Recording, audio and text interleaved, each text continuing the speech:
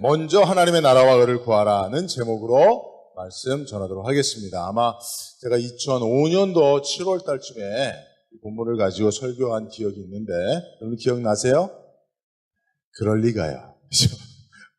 2년 전 일을 어떻게 기억하겠습니까? 라고 말씀하실 텐데, 맞습니다. 그때 기억이 있으셔도 오늘은 또 다른 포인트로 설교를 하는 거니까 기대해 주시길 바라고, 제가 지난 11월 1일부터 21일까지 우리 다니엘 기도했잖아요.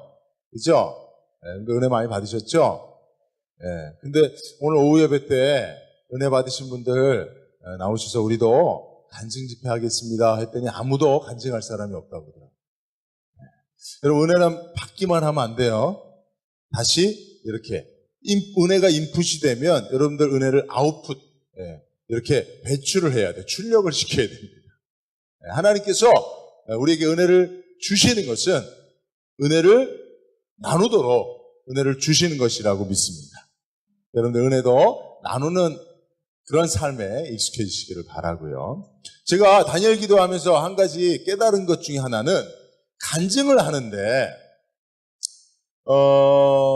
많은 분들이 많은 강사분들 가운데 대만의 장무송 목사님이라고 하는 분의 이야기를 많이 언급을 하더라고요.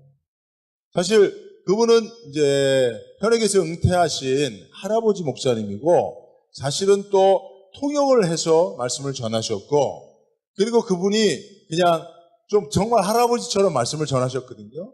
설교하는 중에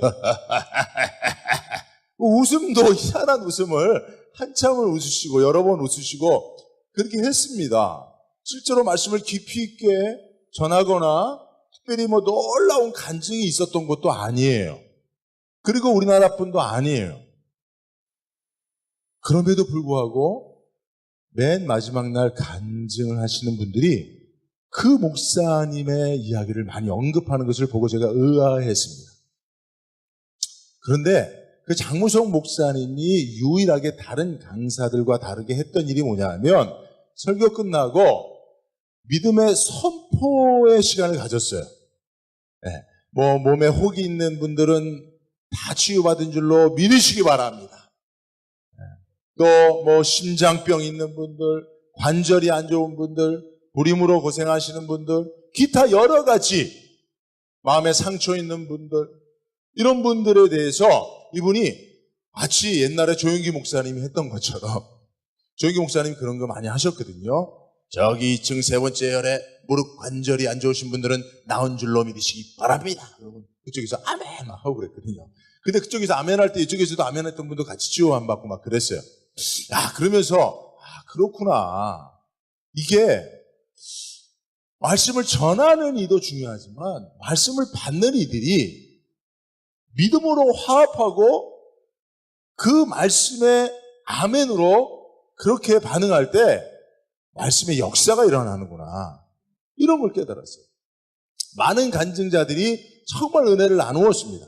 근데 그 장무송 목사님은 믿음의 반응을 요구했어요.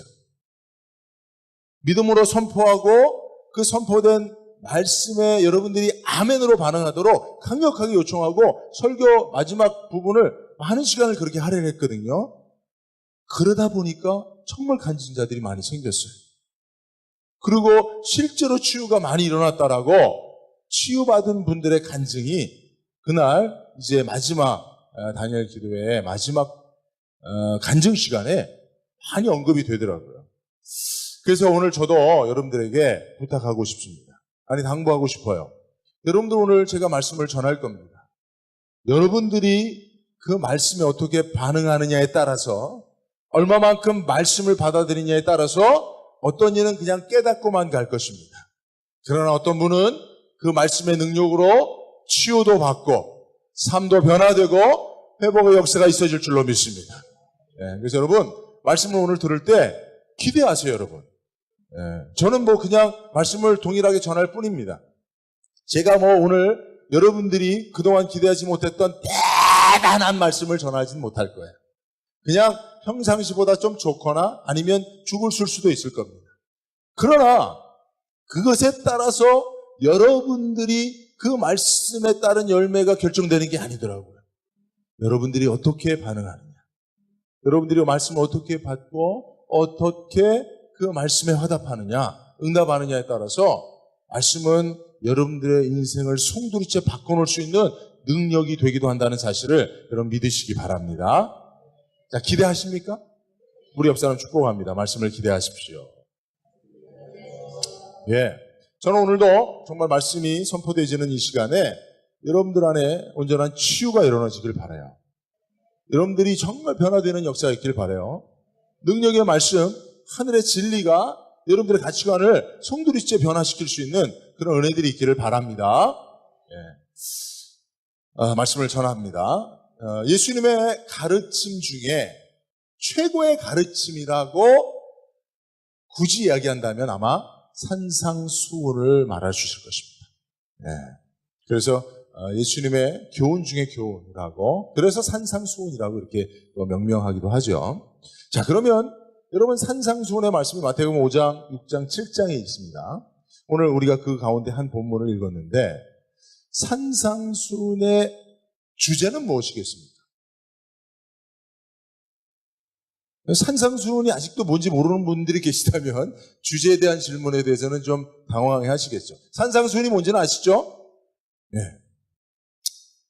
산상, 심령이 가난한 자는 복이 있나니, 팔복으로부터 시작되는 말씀이 산상수훈인데, 주제는 뭘까요? 주제, 복, 천국? 저한테 질문하시는 겁니까? 예, 천국입니다. 천국. 예, 하나님의 나라. 예, 여러분, 우리가 딱 눈치를 딱 보면 알잖아요. 오늘 제목이 하나님의 나라와 그럴 거 하자니까. 왜 이렇게 말할 수 있느냐? 사실은 산상수훈에는 많은 교훈들이 있습니다. 그럼에도 불구하고 전체의 주제가 하나님의 나라라고 말할 수 있는 이유를 제가 설명드리면, 자, 편하게 들어보세요. 예수님의 공생의 사역의 초기 부분을 제가 시간 순으로 나열하면, 예수님께서 데뷔를 하십니다. 30살까지 요셉의 아들 목수로 사시다가 이제 30살이 되실 때 공적으로 공생애로 데뷔하세요. 데뷔를 하세요. 어디서 데뷔합니까? 예수님의 데뷔 무대가 어디죠? MBC 음악방송인가요? 음악중심? 어디죠? 어디서 데뷔를 하죠? 장소. 말씀들 하세요. 아직 답이 안 나왔으니까. 요단강입니다. 요단강.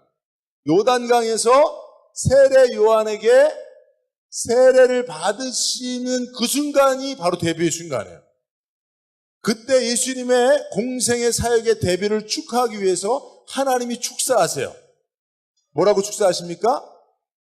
그렇죠. 예, 이는 내 사랑하는 아들이요 내 기뻐하는 자라. 그리고 성령님께서 축하 공연을 하세요. 어떻게 해요? 하늘에서 비둘기같이 예수님에게 임재하시는. 그래서 예수님의 데뷔 무대에 성부 하나님의 축사와 성령 하나님의 퍼포먼스가 있습니다. 축하 공연이 있었어요. 그리고 나서 예수님께서 곧바로 어디로 가십니까? 성령의 충만함으로 어디로 가세요? 광야로 가셔서 40일 동안 금식하시며 마귀에게 시험을 받습니다. 근데 사실은 마귀에게 시험을 받는 것은 자의적인 면과 타의적인 면이 있어요. 예수님께서 이제 사역을 위하여 준비하시는, 준비 기간으로서 성령 충만. 마귀하고 싸우려면 성령 충만해야 되니까. 그런 준비로서의 뿐만 아니라 마귀를 이겨 승리하시는 그런 메시아, 승리하시는 메시아의 모습을 보여주기 위해서 마귀에게 시험 받으시는 자의적인 면이 있고, 타의적인 면은 마귀가 예수님의 그 40일 동안의 금식의 연약한 부분을 붙잡고 이제 유혹하고 시험하여 넘어뜨리려고 하는 부분이 있는 것이죠. 자, 이렇게 예수님은 마귀에게 광야에서 시험을 받으시고 승리하십니다. 그리고 나서 예수님께서 바로 세상을 향해서 첫 번째로 선포하신 말씀이 뭡니까? 마태복음 4장 17절에 회개하라 천국이 가까이 왔느니라. 할렐루야. 자, 예수님의 공생의 첫 번째 전파, 선포.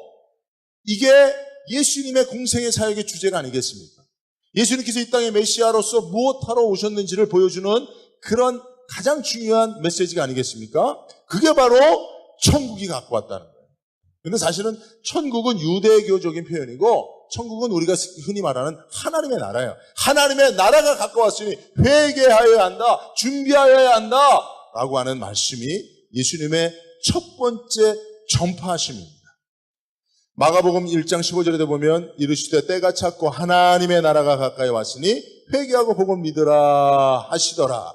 이것이 예수님의 첫 번째 선포입니다. 이 선포 이후에 예수님께서 바로 무엇을 하시냐면 제자들을 부르세요. 제자들을 부르세요. 자, 요단강에서 데뷔하시고 그리고 마귀에게 시험을 받고 승리하시고 예수님의 메시아로서의 첫 번째 말씀을 선포하시고 제자들을 부르십니다.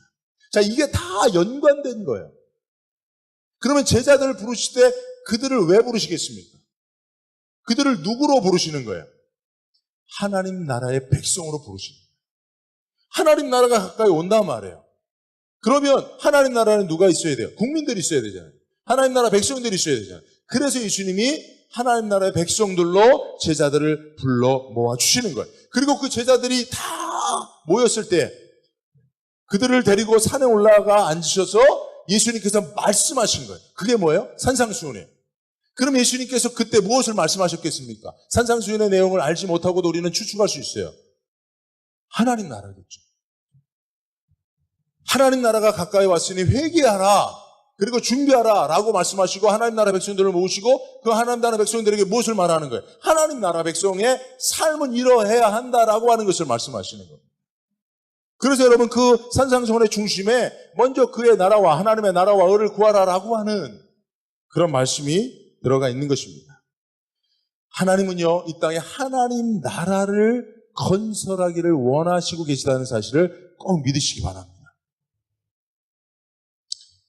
여러분 에베소서에 보면 하나님이 우리에게 주시는 하늘에 속한 모든 신령한 복은 우리를 거룩하고 흠이 없는 하나님의 자녀들로 선택하고 예정하신 거예요. 즉 예수님을 머리로 삼아 만물이 통일되어지는 하나님의 나라를 위해 우리들을, 저와 여러분들을 하나님 나라 백성들로 부르셨다는 거예요. 이게 하나님의 창조의 목적입니다. 하나님께서 이 세상을 창조하신 한 가지 이유를 말한다면 이 땅에 하나님 나라를 만들기 위함이에요. 그죠? 그래서 여러분 예수님이 제자들에게 주기도문 가르쳐 줄 때도 주기도문의 첫 번째 기도가 뭐예요? 나라 임하옵소서. 하늘에 계신 우리 아버지여 이름이 거룩해. 이거는 이제 하나님께 돌려드리는 그냥 기본적인 찬송이고 우리가 기도해야 될 기도 제목의 첫 번째는 나라 임하옵소서. 뜻이 하늘에서 이루어진 것처럼 땅에서도 이루어지이다. 즉 하나님이 창조하신 이 세상에 하나님의 뜻이 이루어졌던 하나님 나라가 이 세상에 이루어지는 것. 여러분 이게 하나님의 창조의 목적이에요. 우리가 그렇게 그 안에 하나님의 백성으로 창조된 거예요. 그죠? 네. 이 땅에 하나님의 나라를 건설하는 하나님의 창조의 목적을 위하여 지음받은 아담이 하나님 나라의 첫 번째 백성인 아담이 범죄하였어요. 그래서 하나님 나라 백성으로서 실격됐습니다. 사실 하나님 나라의 가장 축소된 모델이 에덴 동산이에요. 그것에서 하나님 나라가 이루어지기를 원하셨고 하나님 나라 백성이 그 안에서 하나님으로 말미암아 행복하게 살기 원하시는 것이 하나님의 뜻이에요. 근데 그곳에 하나님 나라의 백성으로 지음받은 아담과 하와가 범죄하여서 하나님 나라의 자격을 상실했어요. 추방된 겁니다. 그리고 그 이후에 첫 번째 하나님 나라된 민족인 이스라엘을 통해서 하나님은 가나안에다가 하나님 나라를 건설하기를 원하셨어요. 그래서 애굽에 있는 이스라엘 백성들을 출애굽시켜서 광야를 지나 가나안에 들여보내신 거예요. 그래서 이 땅에 이스라엘 백성들을 통해서 이스라엘 민족들을 통해서 하나님이 그토록 원하셨던 하나님의 나라를 건설하기를 원하셨던 거예요. 그리고 그곳에 건설된 하나님의 나라가 확장돼서 온 세상에 이스라엘 민족과 같은 하나님의 나라를 확장시키는, 이게 하나님의 계획이거든요. 근데 이스라엘 민족들이 가나안에 들어가서 어떻게 됐어요? 하나님 나라 건설을 실패했어요. 그래서 하나님께서 이들을 열방으로 흩어버리신 거예요. 하나님의 원래의 목적을 상실했기 때문에. 그리고 이제 하나님께서는 하나님의 아들 예수님을 이 땅에 직접 보내사 하나님 나라를 건설하게 하신 것인 줄로 믿습니다. 그래서 예수님이 오셔서 보냄을 받은 목적 그대로 하나님 나라가 가까이 왔다 이거예요.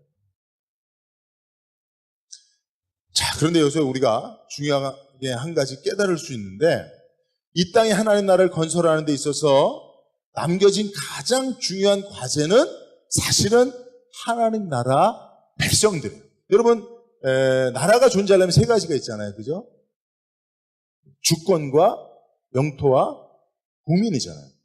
근데 여러분, 주권이, 하나님 나라의 주권이 세워졌습니까? 안 세워졌습니까? 세워졌어요. 예수님이 십자가를 지고 죄를 이기고 승리하셨기 때문에. 그죠? 네. 그래서 예수님이 하나님 나라의 주권을 세우셨습니다. 영토는 어디입니까? 예, 이 땅을 하나님께서 하나님 나라를 건설할 수 있는 하나님의 나라의 땅으로 회복하셨습니다. 중요한 거는 그러므로 하나님 나라가 이루어지려면 무엇이 남아있는 거예요? 백성의 문제예요, 백성의 문제. 사실 에덴 동산도, 그죠? 하나님이 이미 다 그 영토도 만드시고 하나님이 그곳에서 주권을 가지고 통치하셨어요. 문제는 늘 하나님 나라에 있어서 백성들의 문제예요. 주권도 있고 영토도 있지만 그 땅에서 거하며 하나님 나라의 백성으로 살아갈 자들이 존재하지 않는 거예요. 즉 자기의 정체성을 잃어버리고 스스로 하나님 나라의 백성됨을 잃어버리는 거예요. 상실하는 것입니다. 근데 사실은요, 여러분, 지금도 하나님 나라의 백성들이 없는 것은 아니에요. 지금 하나님 나라의 백성들이 준비됐습니다. 예수님께서 십자가에서 피 흘려 죽으시고 대속하여 구원하신 저와 여러분들이 하나님 나라의 백성인 줄로 믿습니다. 그죠? 여러분, 하나님께서 왜 우리의 죄를 사하셨겠습니까? 지금도 여러분, 자기 죄로 말미암아 지옥 갈 것이 분명한 인생이 교회밖에 많이 있어요. 자기 죄의 문제를 그 누구도 해결해 주지 못하기 때문에 자기 죄의 책임을 지고 마지막 때에 그 죄의 형벌 받을 장소로 가게 될 수 있는 그런 운명이 정해져 있는 사람들이 세상에 많이 있습니다. 그런데 그런 사람들 가운데 하나님께서 은혜로 예정하여 선택하여 이곳에 불러주신 분들이 저와 여러분들인 줄로 믿습니다. 네? 왜 불러주셨겠어요? 하나님 나라 백성 삼으시기 위해서. 영원한 하나님 나라의 백성 되게 하시기 위해서 여러분들 부르신 거예요. 그런데도 불구하고 여전히 하나님 나라가 건설되어 있지 못하다면, 온전히 이 땅에 세워지지 못하다면 아직도 우리가 가나안에 하나님 나라를 건설하기 위해서 하나님의 백성이 이스라엘을 보내셨는데 그들이 하나님 나라의 백성으로서의 자격을 상실한 것처럼 우리들도 지금 그 자격을 상실하고 살고 있기 때문에 여전히 하나님 나라가 건설되고 있지 못하고 지지부진하다라고 말할 수 있는 거예요. 여러분, 오늘 말씀을 통해서 우리가 어떻게 하나님 나라 백성 될 수 있을까? 우리가 사실 하나님 나라의 백성다워지면 하나님 나라는 완성되는 거예요, 사실은. 주권도 있고 영토도 있기 때문에. 그죠? 그런데 문제는 이제 하나님 나라의 백성으로서의 자격, 그 정체성, 하나님 나라의 백성됨으로서의 삶의 방식, 이런 것들이 아직 준비되어 있지 못하다는 것입니다. 자, 그러면 우리가 이스라엘 백성들의 실패를 교훈으로 삼을 필요가 있어요. 그죠? 하나님께서 죄악 세상, 애굽에서 은혜로 건져주시듯 우리를 죄악 세상 가운데서 건져주셔서 영적 가나안으로 들여보내셨어요. 그죠? 이스라엘 백성들이 그렇게 들어갔습니다. 그곳에서 하나님의 백성답게 살면 돼요. 하나님이 땅도 제비뽑아 다 나눠주었고 그 땅에서 살 수 있도록 모든 것을 하나님께서 다 준비해 주셨습니다. 하나님이 친히 만군의 하나님이 되셔서 전쟁의 신이 되셔서 전쟁을 수행해 주셨어요. 기적을 베풀어 주셨어요. 가질 수 없는 땅을 갖게 하셨어요. 왜? 그 땅에서 하나님의 백성으로 살 수 있는 기회를 주시기 위해서. 그리고 그 땅에 하나님 나라를 건설하게 하기 위해서죠. 근데 이스라엘 백성들이 실패했죠. 왜 실패했습니까? 가나안의 삶의 방식을 따라 살았기 때문에. 하나님께서 왜 가나안 땅에 들어가면서 가나안 백성들 다 내쫓고 다 죽이라 그랬습니까? 그 땅에서 가나안 사람들의 삶의 방식을 따라 살면 하나님이 원하시는 하나님 나라가 이루어질 수 없으니까. 그죠? 그러니까 하나님은 절대로 너희들 가나안의 삶의 방식을 따라 살면 안 돼. 그곳에서는 하나님의 백성답게 살아야 돼.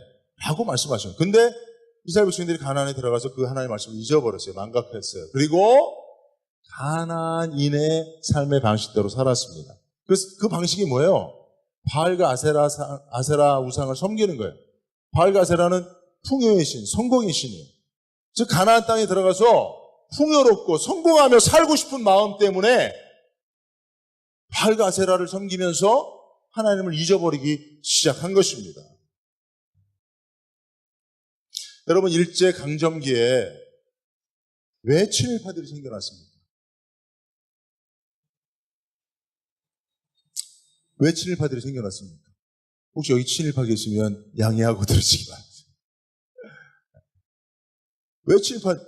예, 일제강점기 하에서 여전히 잘 먹고 잘 살고 성공하고 풍요롭게 살고자 하는 사람들이 친일파가 된 거예요. 그죠? 정말 참 조선인들은요, 조선의 독립을, 이 땅에 조선의 나라를 세우길 원했던 사람들은요, 그가 설사 부자라도 그 부요함을 가지고 풍족하고 성공적으로 살려고 하지 않았어요. 그죠?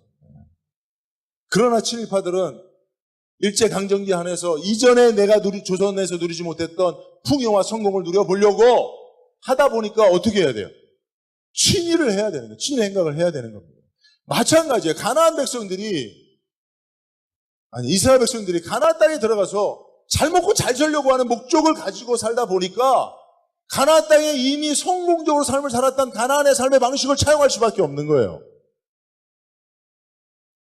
그 하나님이 너희가 들어가서 하나님 나라를 건설하기 위해서는 너희가 하나님 나라 백성답게 살아야 된다라고 주신 율법들을 다 망각하고 하나님도 잊어버리고, 그렇다고 해서 하나님을 다 잊어버리고 하나님을 배신하면 혼날 것 같으니까 하나님도 섬기고 바알도 섬기고 하나님도 섬기고 아세라도 섬기고 하나님의 백성답게도 살고 가나안 백성들이 사는 삶의 방식도 차용하고 그렇게 살았던 것입니다. 지금도 똑같습니다, 여러분. 마귀가 공주의 권세 잡은 자로 역사하는 이 세상에서 우리가 하나님 나라 백성으로 산다면 우리도 이 세상에서 성공하고 풍요롭게 살고자 하는 바람이 있다면 그것을 내려놓을 수 있어야 돼요. 그죠?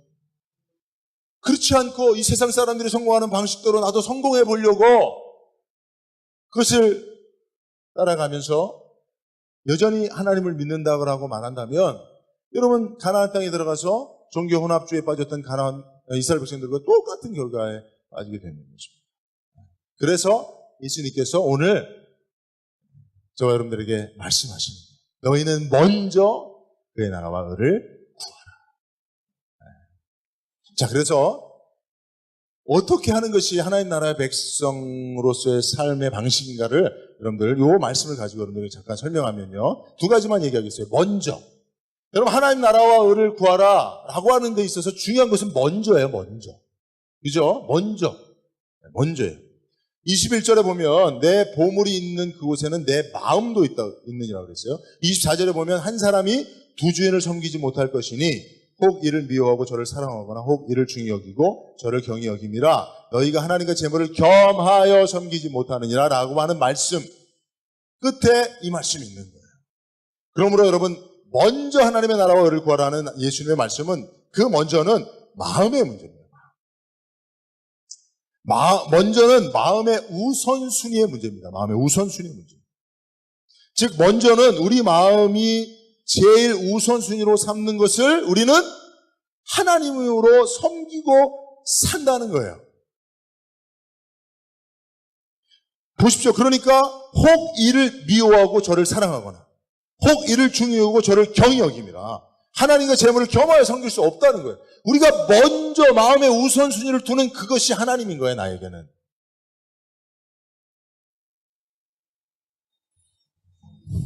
똑같이 사랑할 수 없다는 거예요. 똑같이 중요히 여길 수 없다는 거예요.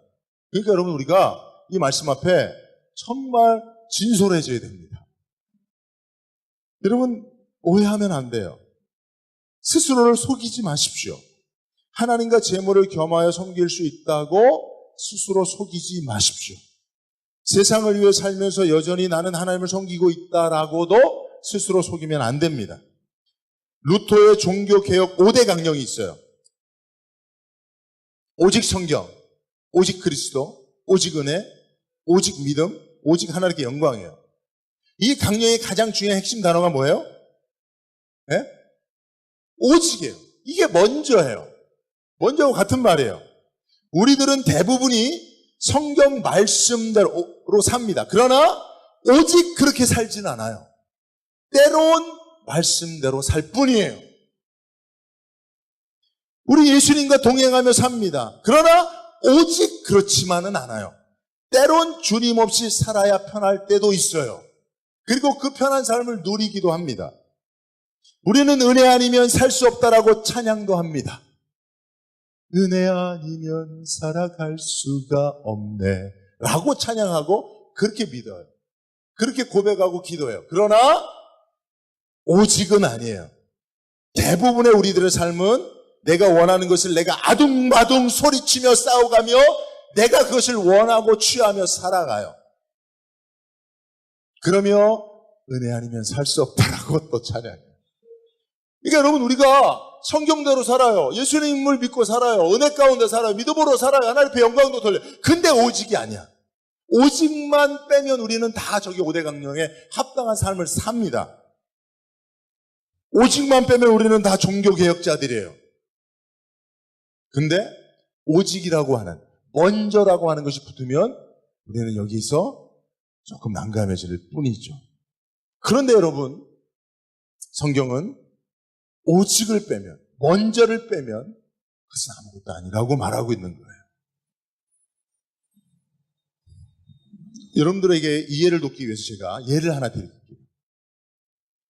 저에게는 고통스러운 이야기지만 여러분들은 재밌을 거예요. 그러니까 재밌게 들으세요. 제가 얼마 전에 우리 아내하고 밥을 먹으면서 약간 언쟁이 있었어요. 밥을 먹으면서. 이거 밥을 먹을 때 싸우는 중이에요. 밥을 먹으면서 어떤 일이 있었냐면 제가 전화를 했는데 우리 사모가 집에 있는데 안 받는 거예요. 전화가 왔길래 제가 또 안 받았어요. 알아요. 그래, 찌질해요. 그래요. 쪼잔해요. 저도 압니다. 근데 제가 그랬어요. 여보, 전화 좀 받아. 집에 있는데 왜, 뭐 때문에 전화 안 받냐니까. 마침 화장실 갔대. 근데 희한하게 제가 전화하면 그때마다 화장실에 가는 거죠. 희한하게 전화만 하면 그때 꼭 화장실에 갔대요. 그러니까 나는 화장실 갈 때를 알고 기가 막히게 전화하는 남편이죠. 그리고 내가, 아니 그럼 화장실은 전화 들고 가면 안 되냐? 핸드폰이 왜 핸드폰이냐? 핸드에 있어서 핸드폰이지. 그러면서 이제 막 얘기를 하다 보니까 막 이제 화가 나잖아요. 그죠? 전화 좀 받아. 전화는 왜 안 받는 거야? 화장실 가. 그러면 화장실에 핸드폰을 안 들고 가. 그리고 내가 전화만 하면 꼭 화장실에 있어. 그게 핑계야, 변명이야, 뭐야, 이유야, 뭐야. 그러다 보니까 이제 막 언성이 높아지고 화가 나잖아요. 그렇다고 제가 막 소리 지르지는 않습니다. 옛날에는 막 소리도 지르고 막 그랬는데 지금은 이제 그렇게까지는 안 하고 좀 짜증 어떤 투로 이렇게 얘기를 이제 하고 있었어요. 그런데 우리 사모가 그러더라고요. 그게 뭐가 중요하냐고. 거기서 제가 이제 딱 뚜껑이 열리는 순간이죠. 뭐가 중요하긴 뭐가 중요하냐고! 라고 이제 뚜껑이 열리는 순간에 마침 미국에서 딸한테 전화가 왔어요. 그래서 사모가 이제 전화를 받더니 몇 마디 안 하더니 눈물을 왈칵 쏟더라고요. 그래서 제가 왜 그러지? 나랑 이게 지금 이 얘기 때문에 이렇게 그런가? 그래서 약간 좀 움찔했는데 알고 봤더니 이제 우리 막내가 학교에서 기절을 한 거예요. 학교를 수업 받다가 기절을 해갖고 집에 연락이 와갖고 그런 일이 있었던 거예요. 그 얘기를 딱 듣고 이제 사모가 헐컥 눈물을 이제 쏟더라고요. 여러분, 우리 다툼이 어떻게 됐겠습니까? 전화 받고 안 받는 다툼. 예? 예. 제가 깨달았어요. 우리 사모의 마지막 말이 나를 화나게 했지만 처음에는 그게 뭐가 중요하냐고 이렇게 말했던 말이 이게 안 중요해? 막 이렇게 이제 하고 나를 화나게 했던 그 말이 딱 머리에 꽂힌 거예요. 마음에 묵상 제목이 되더라고요. 실제로 여러분, 우리 막내가 학교에서 기절했다는 이야기를 들으니까 전화 받고 안 받고 문제는 이건 아무것도 아닌 거예요. 여러분 인생에 있어서 고난의 유익이 여기 있습니다. 큰 고난을 당하면요, 인생의 자잘한 고난들은 아무런 문제가 아니게 돼요. 그죠? 그러니까 여러분, 큰 고난에 그런 유익이 있어요. 인생의 큰 문제를 만나면 작은 문제들은 아무것도 아닌 것이 돼요. 여기에 매우 중요한 여러분 교훈이 있습니다. 우리가 무엇을 제일 중요하게 생각하느냐에 따라서 우리 인생의 자잘한 문제들은 문제가 아닐 수 있다는 거죠. 하나님이 이걸 원하는 거예요. 먼저 하나님의 나라와 의를 구하라는 게 그런 거예요. 먼저 하나님의 나라와 의를 구하라는 게 그런 겁니다. 여러분들이 정말 중요하게 여기는 것들이 무엇이냐. 제일 우선순위로 섬기는 게 무엇이냐. 사실 여러분, 부모가 된 이후부터는 가장 중요한 우선순위가 바뀝니다. 어쩔 수 없어요. 그리고 자녀가 다 자라고 나면 다시 부부가 서로에게 있어서 부부가 제일 중요하지만 여러분, 부부가 자녀를 낳고 나면 이제 어쩔 수 없이 자녀 어때요? 왜냐? 자녀에게 문제가 생기고 부부가 행복할 수가 없잖아요. 애가 학교 가고 기절하고 쓰러졌다는데 부부가 뭐 아무리 맛있는 거 먹는다고 행복합니까? 아니잖아요. 그런 것처럼 어쩔 수 없이 부부가 부모가 된 이후에 우선순위가 바뀝니다. 그리고 그 우선순위가 바뀐 것을 인식하고 살아야 정말 행복합니다. 부부도 행복하고 자녀도 행복합니다. 근데 그것을 내 인생의 먼저가 무엇인지, 내 인생의 오직이 무엇인지를 망각하고 살면 헛사는 거예요. 제가 그 일로 생각하면서 그 생각을 했어요. 제가 차를 타고 가면서 애들 앞에서 우리 사모랑 많이 다툰 적이 많아요. 언쟁을 높인 적이 많아요. 그때 아이들이 참 힘들었다고 나중에 얘기하더라고요. 아빠 엄마가 이렇게 교회 문제 때문에 많이 다투고 그럴 때 자기들은 뒤에 앉아서 셋이 뒤에 쪼르 앉아갖고 그 얘기를 들으면서 너무 힘들었대요. 근데 여러분, 정말 우리가 그렇게 살아요. 먼저가 무엇인지를 알긴 알아요. 오직이 무엇인지를 알긴 알아요. 우리가 무엇을 먼저 구해야 할지를 알긴 알아요. 그것이 아니면 다른 모든 것이 이루어져도 행복할 수 없다는 걸 알긴 알아요. 근데 삶 속에서는 망각한단 말이지. 쉽게 잊어버린다는 거지. 지금 우리가 하나님의 백성으로서 먼저 하나님의 나라와 의를 구하는 삶이 중요하다는 걸 알아요. 여러분들이 하나님이 주신 믿음으로는 다 여러분들이 인정하고 있어요. 근데 삶은 가난한 방식처럼 산다는 거예요. 이게 우리들의 문제라는 거죠. 이거를 여러분들이 자주 망각하는 만큼 자주 각성해야 됩니다. 그래서 여러분들이 이 예배 생활을 정기적으로 해야 되는 거예요. 기도 생활을 정기적으로. 왜 자꾸 잊어버리니까. 그리고 결국에는 거기에 빠져 살면 어떻게 됩니까? 가나안 땅의 이스라엘 민족들처럼 하나님을 버리게 되는 거예요. 그렇죠? 겸하여 섬길 수 있다고 하는 자기 오해에 빠지고 자기 속임에 빠져서 사실은 하나님을 버리게 되는 일들이 이루어지는 것을 볼 수가 있습니다. 그래서 여러분, 우리가 성공한 사람들이 일곱 가지 습관처럼 소중한 것을 먼저 하는 그런 삶의 습관을 여러분들이 가져야 돼요. 한 가지 팁을 드리면, 여러분들이 비상소집에 응하는 사람이 되어야 됩니다. 비상소집에. 여러분, 저는 전시에 어디로 가게 돼 있어요. 저는 이제 해병대 출신이기 때문에 해병대들이 모이는 곳으로 저는 가야 됩니다. 지금은 이렇게 살고 있지만 전쟁이 나서 비상소집이 있으면 전 권리 가야 돼요. 그래서 제가 가지고 있는 주특기대로 이제 섬겨서 전쟁을 수행해야 될 한 일원이 돼야 됩니다. 이제 나이가 들어서 내가 써주지도 않나 모르겠어요. 근데 어쨌든 여러분, 몇 세까지는 그렇게 아시죠, 여러분? 그죠? 맞죠? 친구 형제는 어디로 가요? 네, 저렇게 모르고 살면 안 된다 이거죠. 이런 걸 우리가 하도 전쟁이 오래전 일이니까. 근데 여러분 이게 비상수집이 있어요. 왜냐하면 그것을 자각하는 것이 중요합니다. 그러니까 여러분 우리가 일주일에 한 번 하나님 앞에 나와서 예배 드리는 거 이게 우리가 하나님의 나라 백성으로서 먼저 구할 것이 무엇인지를 자각하게 하는 하나님의 비상수집입니다. 그죠? 네. 전에는 우리 새벽 기도도 하고 수요 예배하고 금요철에 하고 또 구역 모임. 그러니까 이전에 우리 신앙의 선배들은 부모님들은 이걸 잊질 않았어요. 일주일 내내 이 긴장 속에 살았으니까. 아, 내가 하나님 나라 백성이구나. 내가 하나님 나라를 구하는 삶을 살아야 돼. 이걸 잊지 않고 살았어요. 근데 지금 여러분들이 일주일에 한 번 겨우 나오죠. 그것도 예배 마지못해 나오거나 늦게 나오거나. 그죠? 그래서 제가 설교를 길게 할 수밖에 없는 거예요. 죄송합니다. 네. 그걸 잊으면 안 돼요, 여러분. 여러분, 잊혀진다니까, 여러분. 이스라엘 백성들이 여러분 그걸 잊으려고 잊은 게 아니에요. 그래서 여러분, 중요한 겁니다. 제가 다니엘 기도하면서 참 부러웠어요. 거기 오림교회야 성도가 많으니까 거기 가득 매운 21일 동안 보니까 1시간, 2시간 전에 나와서 번호표 뽑고 앞 들어가려고 사람들이 그렇게 했더라고. 네. 근데 그 교회는 크니까, 큰 교회니까 그럴 수 있다 치지만, 근데 중간중간에 시골에 있는 작은 교회들도 이렇게 비춰줬거든요. 근데 거기도 성도들이 많이 있더라고. 우리 교회보다도 작은 교회인데도 성도들이 많이 있더라고. 저는 그게 너무 부러웠어요. 왜요? 그분들은 하나님의 다니엘 기도의 비상소집에 다 순순히 응한 거 아니에요. 근데 우리 교회 성도들은 그렇지 않았다는 거지. 근데 그게 참 아쉽더라고요.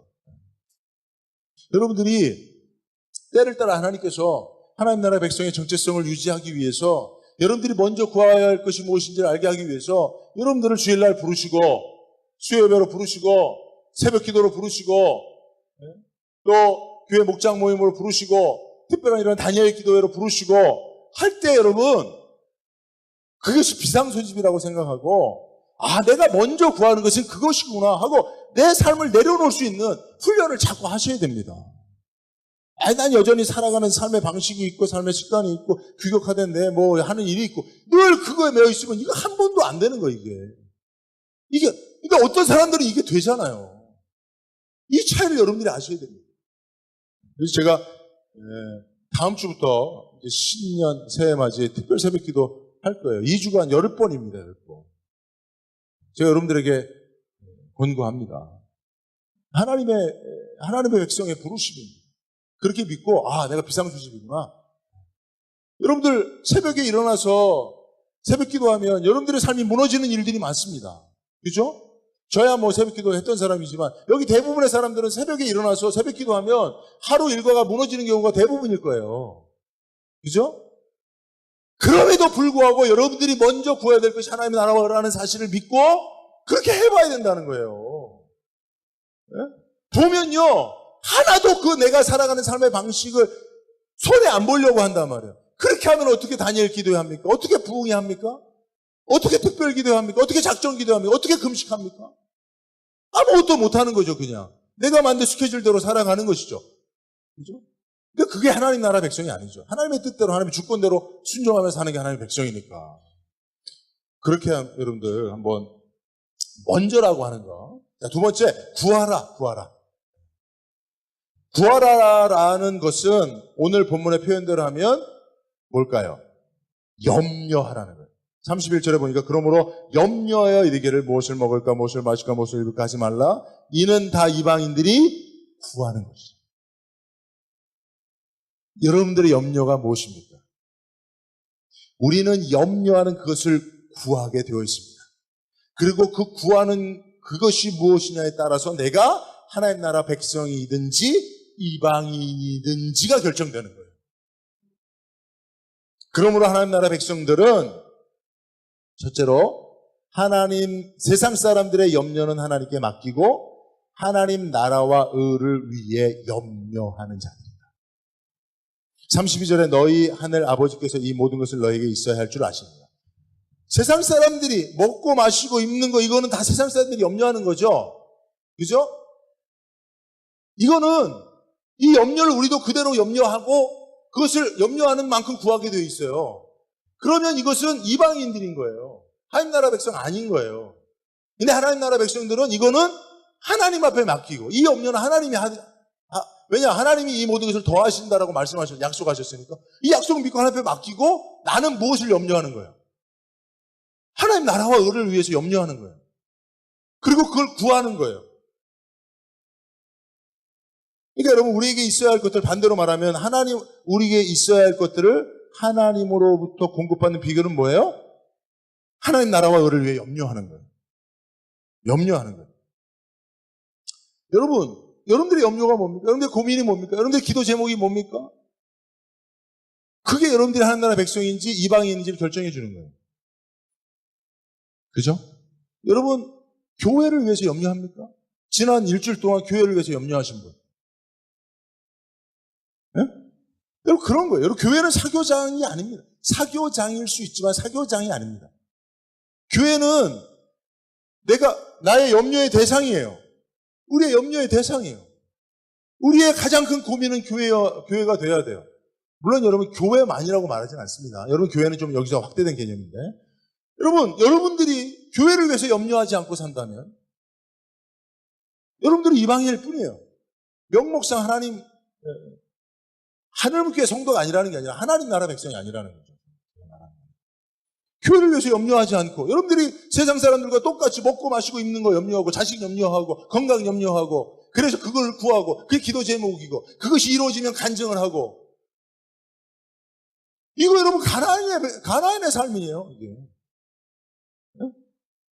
하나님을 자기의 염려에 가둬놓고, 하나님의 염려, 하나님의 고민, 하나님 나라에 대해서는 하나도 고민, 근심, 걱정 없이 편안하고, 교회가 무슨 일이 있든지 아무 염려 없이, 교회가 나를 위해서 염려해줘야지, 목사가 나를 위해 염려해줘야지, 내가 왜 교회를 위해서 염려해? 그거는 목사가 하고, 교육자가 하고, 중직자가 하고 하는 건 이런 사고방식을 갖고 있는 게, 이게 이방인들입니다.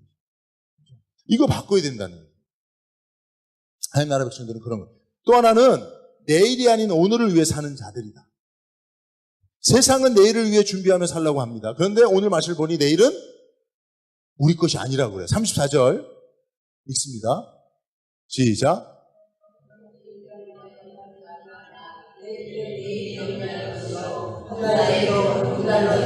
여러분, 이게 재미있는 표현 아닙니까?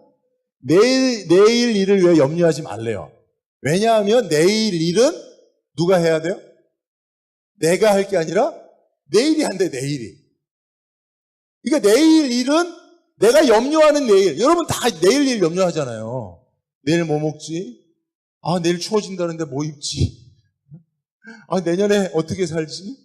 내년에 우리 아이 대학교 가는데 입학하면 어떡하지? 다 내일 일이에요. 근데 오늘 성경이 그렇게 얘기해요. 재미있는 표현이에요. 내일 일은 내일이 염려한대요. 내일 일은 내일이 염려한대요. 그러니까 이 표현은 뭐냐면 내일은 내게 아닌 거예요. 여러분, 내일이 여러분 게 아닙니다. 여러분, 월요일은 여러분 게 아니에요. 아시겠어요? 왜 아멘을 안 해? 월요일은 여러분들 거 아니에요? 월요일은 여러분들 게 아니야. 월요일 되면 화요일은 여러분들 게 아니야. 성경이 그렇게 말하고 있잖아요. 하나님 거짓말하는 겁니까? 하나님 뻥칩니까? 아니잖아. 내일은 내일이 염려할 거예요. 내일 일은 내일이 그러니까 내가 염려하는 내일 일이 있는데 그거는 내일의 몫이라는 거, 내게 아니라는 거지. 그러니까 내일 일은 내게 아니라는 거지. 내일이 할 거라는 거예요. 근데 이 내일이 뭐냐, 이거 고민할 필요 없고, 자, 그러면 이 말씀대로 여러분 보십시오. 우리에게서 내일을 빼면 뭐가 남아요? 오늘만 남지. 맞죠? 맞습니까? 우리에게서 내일을 빼면 내일이 내게 아니니까 오늘만 남잖아. 오늘만 내 거잖아. 그지? 자, 그러면 자 보세요. 오늘만 산다면 여러분 무엇하며 살겠습니까? 여기서 한 사람이 인생에서 가장 소중한 것을 무엇으로 삼고 있느냐가 나오는 거예요. 이 말씀의 의미를 여러분 깊이 묵상해 보면 그런 거예요. 내일은 내게 아니야. 그럼 오늘만 살아. 그럼 여러분들이 오늘만 산다면, 여러분 내일이 없고 오늘만 산다면 여러분 오늘 뭐 하겠어요? 그동안 못 먹었던 방어회 먹으러 가야 되겠다. 그런 사람은 그 사람의 인생에 먼저로 구하는 것이 먹고 마시는 거죠. 맛있는 거 먹다 죽는 거지. 그런데 여러분, 오늘만 있다고 한다면, 우리에게 내일은 없고 오늘만 존재한다고 한다면, 이게 사실은 성경이 말하고 있는 우리 하나님 나라 백성의 삶이라고 한다면, 오늘 나는 무엇을 위해 사느냐? 이게 네가 하나님 나라 백성이냐 아니냐를 결정해 주는데, 그때 오늘 나는 하나님 나라를 구할 수 있다면 그게 하나님 백성이라는 거죠. 그렇게 살아야 된다는 거죠. 여러분 한번 진지하게 한번 물어봅시다. 오늘만 산다면 여러분 뭐 하겠어요? 네. 예배. 그렇지. 그것도 내가 볼 때는 100점은 아니야. 왜냐? 하나님이 하나님 나라의 백성으로서 내게 맡겨진 일이 예배만, 우리는 다 예배만 거의 드리니까. 예배만 드리고 예배에 은혜 받고 예배 때 찬송하고 예배 때 기도하고 예배 때 헌금하고 세상에서 아무것도 안 하니까. 그죠?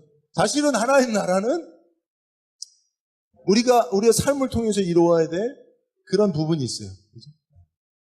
그러니까 여러분, 그거예요. 여러분들이 그거를 생각하는 거예요. 이해하시면 아멘 해보세요. 네, 그렇습니다. 그래서 여러분 오늘 제가 말씀을 정리하도록 하겠습니다. 우리가 사실은 먼저 하나님의 나라와 의를 구하는 라고 하는 말씀을 따라서 먹고 마시고 입는 것들을 다 하나님 앞에 맡기고 정말 내가 하나님의 나라와 의를 구하며 사는 그 100%의 삶을 살기에는 우리가 지금 너무나 멀리 떨어져 있어요. 그런 삶, 사는 우리의 삶과는. 그죠? 그래서 여러분, 제가 설교를 하면서 늘 좀 이렇게 힘들어하는 것 중에, 걱정하는 것 중에 하나는, 너무 이상을 얘기하는 게 아니에요. 너무 이상적인 삶을 얘기해서 성도들이 이게 100발짝으로 가야 되는데 나는 지금 한 발짝도 못 움직이고 있는데 100발자국 멀리 얘기를 하는 게 아닌가, 이런 제가 이제 늘 염려가 있는데, 여러분 그래도 100%는 아니라도 10%라도 시도해보자 이거죠.